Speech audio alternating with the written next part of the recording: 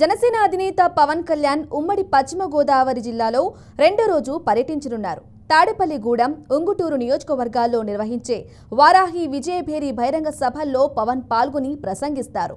దీనిపై మరింత సమాచారం అందించడానికి ఫోన్ లైన్లో మా ప్రతినిధి శ్రీనివాస్ లైన్లో సిద్ధంగా ఉన్నారు. శ్రీనివాస్, చెప్పండి. జనసేన పార్టీ అధినేత పవన్ కళ్యాణ్ ఈరోజు ఉంగుటూరు, తాడేపల్లిగూడానికి సంబంధించినటువంటి బహిరంగ సభలో పాల్గొనున్నారు. ఎన్నికల రసవత్తంగా మారిన నేపథ్యంలో ప్రతిరోజు 2 సార్ల బహిరంగ సభలు ఉండే విధంగా కూడా ప్లాన్ చేసుకోవడం జరిగింది. అంటే ఈ నెల 20వ తేదీ నుంచి మొదలుకొని వచ్చే నెల 11వ తేదీ వరకు కూడా ప్రతి చోట మీటింగ్ లో పాల్గొనడానికి సిద్ధం కావడం జరిగింది.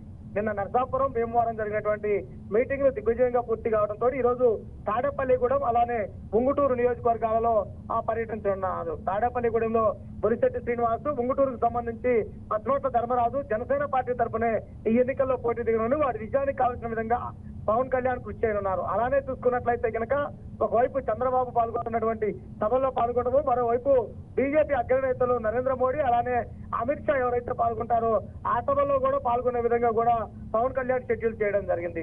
రానున్న ఎన్నికల్లో విజయమే లక్ష్యంగా ముందుకెళ్లడం కోసం పవన్ కళ్యాణ్ ప్రజల్లోనే ఉంటూ ప్రజా సమస్యలు తెలుసుకుంటూ కూడా రాష్ట్ర పర్యటనకు సిద్ధం కావడం జరిగింది. అంటే ముఖ్యంగా చూసుకున్నట్లయితే కనుక రానున్న రోజుల్లో ఇంకా స్పీడ్ పెంచే విధంగా కూడా రోజుకు 2 నుంచి 3 సభల్లో పాల్గొంటున్నారు. Okay, thank you Srinivas.